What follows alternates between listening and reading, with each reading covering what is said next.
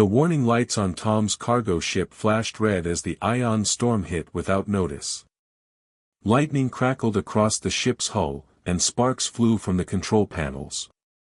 Tom gripped the steering wheel tightly as his small vessel shook like a leaf in a hurricane. "Come on, old girl," Tom whispered to his ship. "Just hold together a little longer." But the storm was too strong. The engines failed one by one, and Tom watched helplessly as the planet Zephyria grew larger in his front window. He was going to crash, and there was nothing he could do to stop it. Tom strapped himself into his seat and held on tight. The ship hit the ground hard, bouncing twice before sliding across the rocky surface. Metal scraped against stone, and the smell of burning circuits filled the air. When everything finally stopped moving, Tom sat in silence for a moment, amazed that he was still alive. He checked himself for injuries. His left arm hurt, and there was a cut on his forehead, but nothing seemed broken. Tom grabbed his emergency medical kit and a portable scanner from the storage compartment. His ship was badly damaged, but the distress beacon was still working. Help would come, but it might take days. Tom stepped out of his wrecked ship and looked around. The landscape was beautiful but strange. Purple grass covered rolling hills, and 2 moons hung in the violet sky. In the distance, he could see an ancient stone temple with tall spires reaching toward the stars. As Tom walked toward the temple, he noticed something wrong.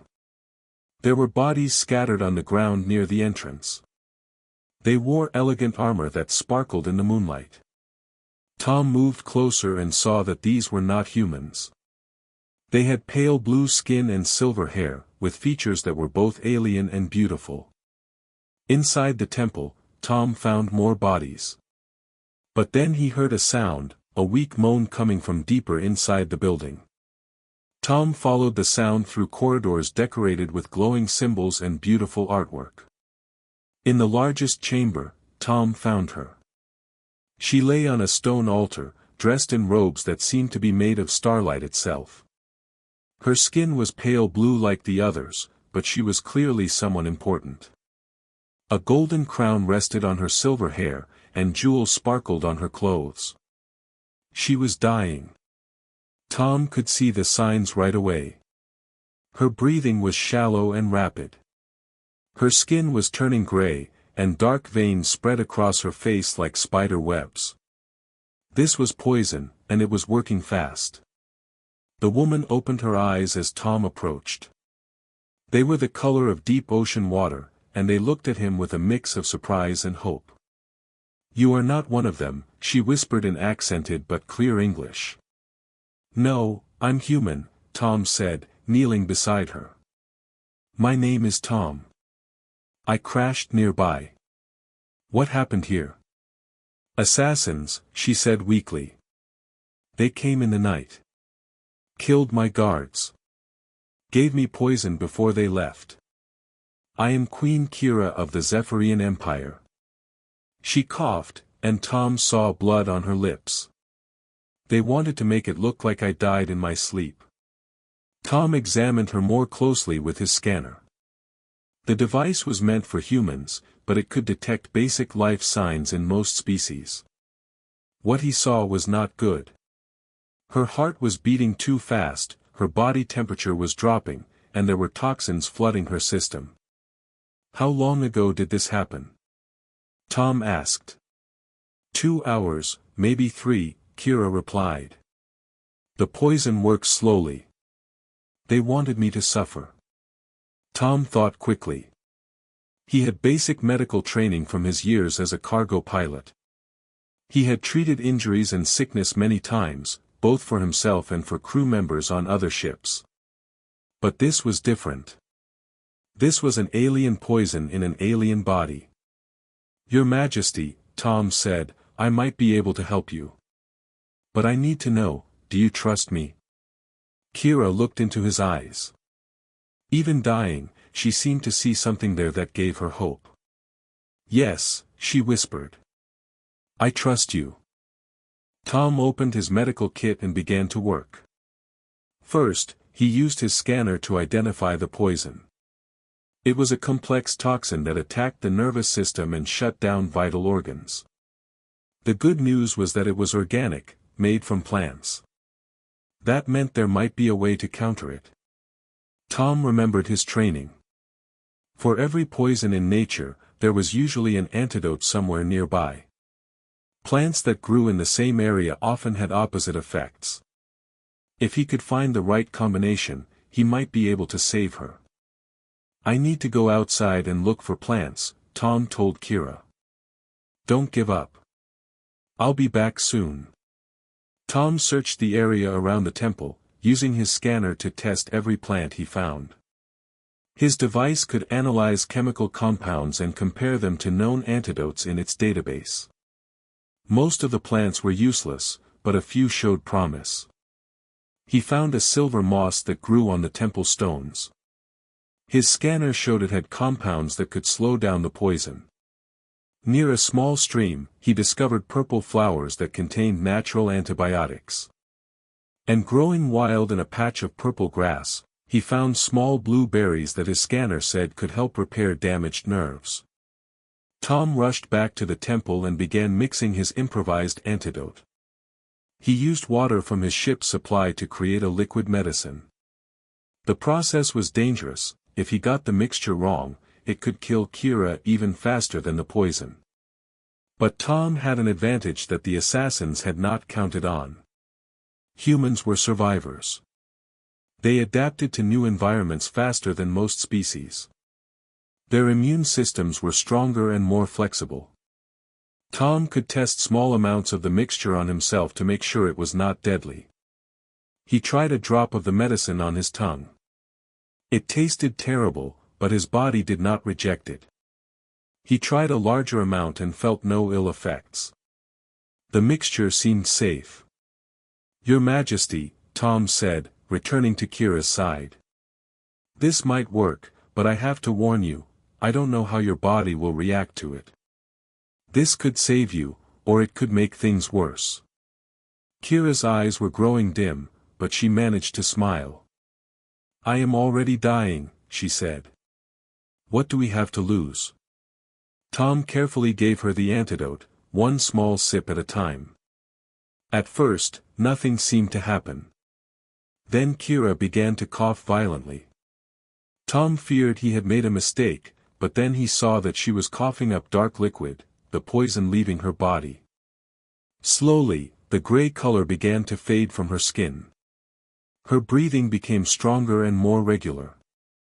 The dark veins on her face started to disappear. The antidote was working. "How do you feel?" Tom asked. "Better," Kira said, and her voice was already stronger. "Much better. How did you know what to do?" "I didn't," Tom admitted. "I just tried to think like the poison makers would think. They used local plants to make the poison, so I figured local plants might also make the cure." Kira sat up slowly, and Tom helped her stand. She was still weak, but the immediate danger was over. "You saved my life," she said. "How can I ever repay you?" "You don't need to repay me," Tom said. "I'm just glad I could help." Kira looked around at the bodies of her guards, and sadness filled her eyes. "They died protecting me. Good people who did not deserve this fate." "Who wanted you dead?" Tom asked. "There are those who oppose my efforts to bring peace to our star system," Kira explained. "Some prefer war and chaos because it gives them power. They thought that killing me would stop the peace process." Tom helped Kira gather wood from broken furniture, and they built a fire in the temple courtyard. The warmth felt good after the cold night air. Kira's strength was returning quickly, and soon she was moving normally again. "Tell me about your world," Kira said as they sat by the fire. "What are humans like?" Tom thought about how to answer. "We're survivors," he said finally. "We came from a world that tried to kill us every day. Wild animals, diseases, natural disasters, everything on Earth seemed designed to wipe us out. But somehow we survived. We learned to adapt, to use whatever we could find to stay alive. That explains how you saved me, Kira said. You saw a problem and found a solution with whatever was available. What about your people? Tom asked. What are Zephyrians like? Kira smiled. We are builders. We create beautiful cities, art, music. We love peace and harmony. But perhaps we have become too comfortable. We forgot that there are those who would destroy what we have built. They talked through the night, sharing stories of their worlds and their lives. Tom told her about his job as a cargo pilot, traveling between worlds and delivering supplies to colonies on the frontier. Kira spoke of her work to unite the warring factions of her star system under a banner of peace. You are not like other humans I have heard about, Kira said. The stories say your people are aggressive and violent. Some of us are, Tom admitted. But most of us just want to live our lives in peace. The problem is that the violent ones make more noise, so they get more attention. It is the same with all species, Kira said. The peaceful majority is often overshadowed by the aggressive few. As they talked, Tom found himself drawn to this alien queen. She was intelligent and kind, with a wisdom that came from years of leadership. She cared deeply about her people and was willing to risk her life for peace. But more than that, she had a warmth and humor that made Tom feel comfortable in her presence. Kira was equally impressed with Tom. Here was a human who had risked his own safety to save a stranger. He was creative and resourceful, but also humble and kind. She had never met anyone quite like him. Why do you travel alone? Kira asked. Tom looked into the fire. It's easier that way.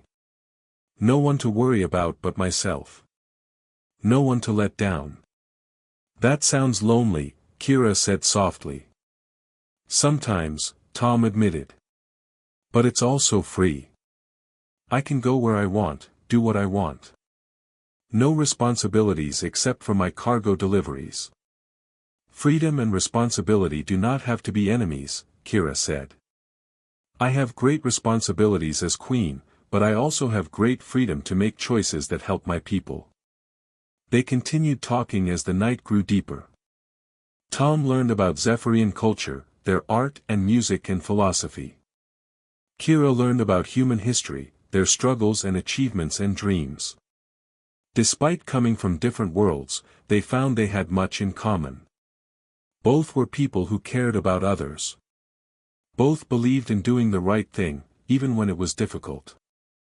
Both had seen the worst that their species could offer, but still believed in the possibility of something better. As dawn approached, Tom's communicator finally crackled to life.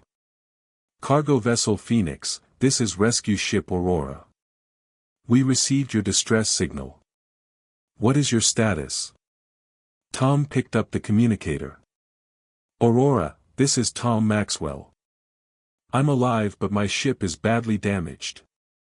I'm at coordinates 47.3 by 122.6, near some kind of temple. Copy that, Phoenix. We'll have you picked up within the hour. Stand by. Tom looked at Kira, and she looked back at him. Both knew that their time together was ending. Your rescue is coming, Kira said. Yes, Tom replied. You should get back to your people too. They're probably worried about you. Kira nodded, but neither of them moved. The fire was dying down, and the first light of dawn was appearing on the horizon. Will I see you again? Kira asked. Tom wanted to say yes. He wanted to stay and learn more about this remarkable woman and her world. But he also knew that was impossible. He was just a cargo pilot, and she was a queen. Their worlds were too different. I don't know, Tom said honestly. They sat in comfortable silence as the sun rose over the purple hills of Zephyria. In the distance, Tom could see a ship approaching, his rescue vessel. I should go gather my things, Tom said, standing up. Of course, Kira said. And Tom, thank you. For everything. Tom walked back to his crashed ship to collect his personal belongings. He moved slowly, not wanting this moment to end. When he returned to the temple, he found that Kira had fallen asleep by the dying fire. She looked peaceful and beautiful in the morning light. Tom looked at her sleeping face and knew that he would never forget this night. He had saved the life of an alien queen, but in many ways, she had saved something in him too. She had reminded him that there was still goodness in the universe, still people worth fighting for. The rescue ship was getting closer. Soon they would wake Kira and take him away. Tom made a decision that would haunt him for years to come. He took out a piece of paper and wrote a short note, "Your Majesty, thank you for an unforgettable night. You are going to do great things for your people. Take care of yourself. Tom." He placed the note where she would see it when she woke up. Then he quietly walked away from the temple, toward the landing site where his rescue ship was touching down. Tom did not look back. If he had, he might have seen Kira's eyes open as he walked away. He might have seen the confusion and sadness on her face as she realized he was leaving without saying goodbye. But Tom was already thinking about his next job, his next destination. He told himself that this was just another adventure, another story to tell in spaceport bars. He tried not to think about the woman he was leaving behind. As the rescue ship lifted off from Zephyria, Tom stared out the window at the purple landscape growing smaller below. Somewhere down there, an alien queen was waking up to find that the human who had saved her life had disappeared like a dream. Neither of them knew that this was not the end of their story. It was only the beginning. 5 years had passed since that night on Zephyria, and Queen Kira had never stopped looking for the human who had saved her life. She had used every resource at her disposal: spies, information brokers, trade networks, and diplomatic channels. The search had taken her across dozens of star systems, following leads that always seemed to end in disappointment. But Kira was patient and determined. She had built a powerful alliance of peaceful worlds during these 5 years, uniting former enemies under banners of trade and cooperation. Her empire now stretched across 7 star systems, and her influence reached even further. Yet despite all her success, there was always an empty space in her heart where memories of Tom lived. The breakthrough came from an unexpected source. Captain Rex, a gruff trader who hauled ore from the Outer Rim, mentioned seeing a human on Kepler Station who matched Tom's description. The human was using the name David Stone, but Rex's description of his mannerisms and the way he solved technical problems with creative solutions made Kira's heart race. "He fixed my ship's engine with spare parts from a food processor," Rex told her. "Never seen anything like it. Most mechanics would have said I needed a completely new engine, but this guy, he made something work that shouldn't have worked." Kira knew immediately that this was Tom.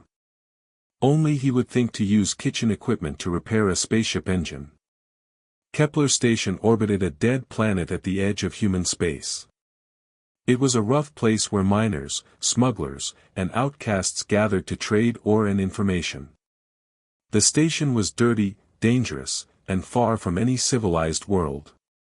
It was exactly the kind of place someone would go to disappear. Kira traveled to Kepler Station alone, disguised as a merchant looking to buy rare metals.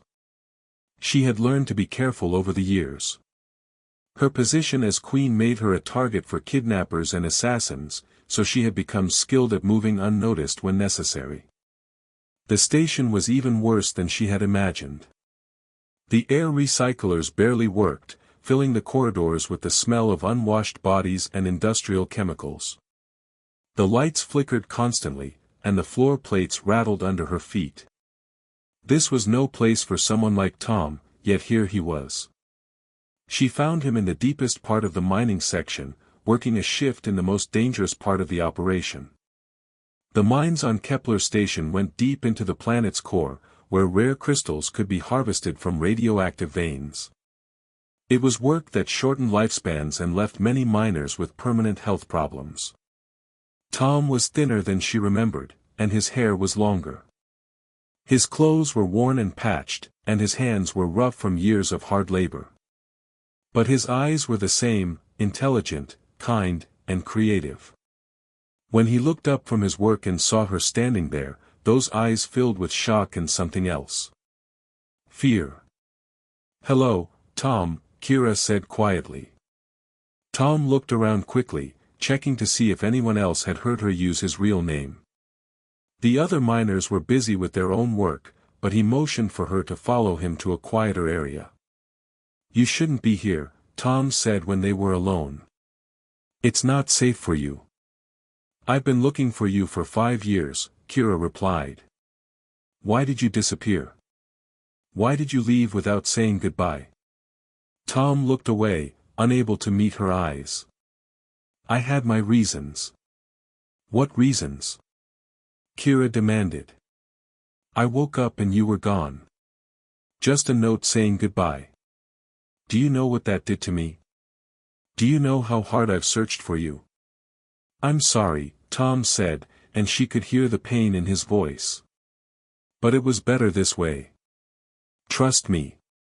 "Better for who?" Kira asked. "Better for you." "Because it wasn't better for me." Tom finally looked at her, and she saw years of loneliness and regret in his face. "Better for you," he said. "And for your people. And for everyone else in the galaxy." "I don't understand," Kira said. Tom looked around again, making sure they were truly alone. "There's something I never told you," he said.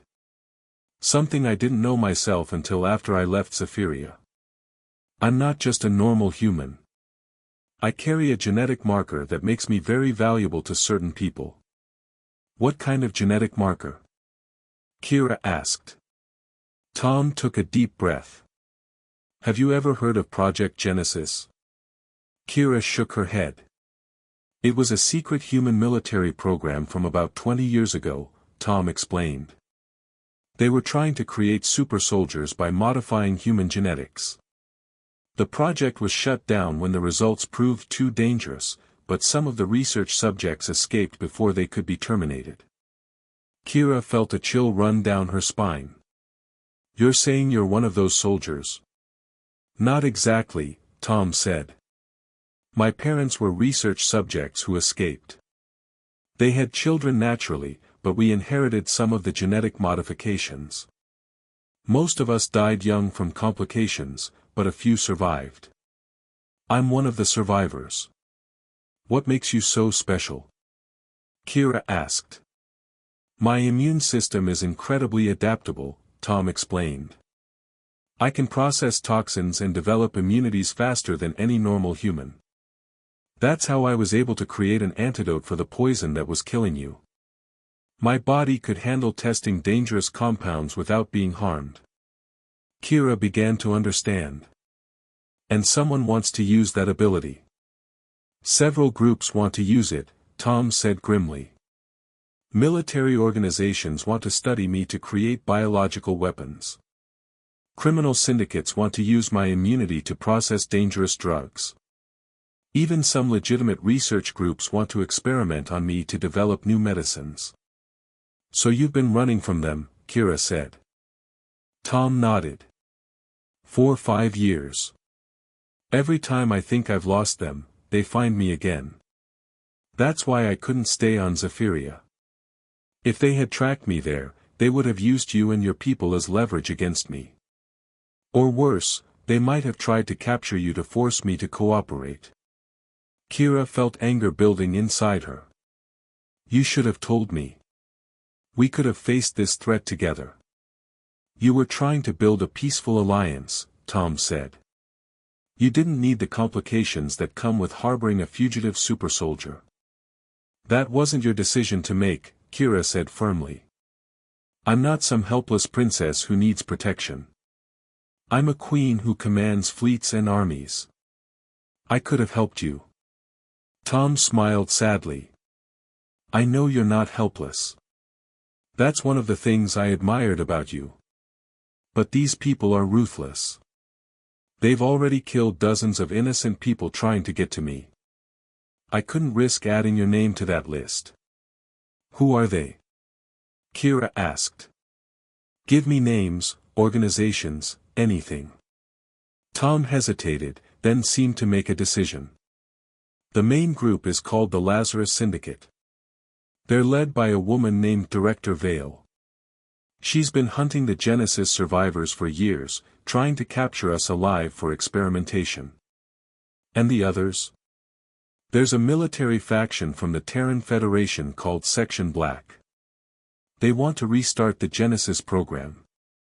There are also several criminal organizations and at least 2 legitimate research corporations that would pay billions for a Genesis survivor. Kira processed this information. How many of you are left? As far as I know, just me, Tom said quietly. The others have all been captured or killed. I'm the last one. Then we need to end this, Kira said with determination. You can't keep running forever. What do you suggest? Tom asked.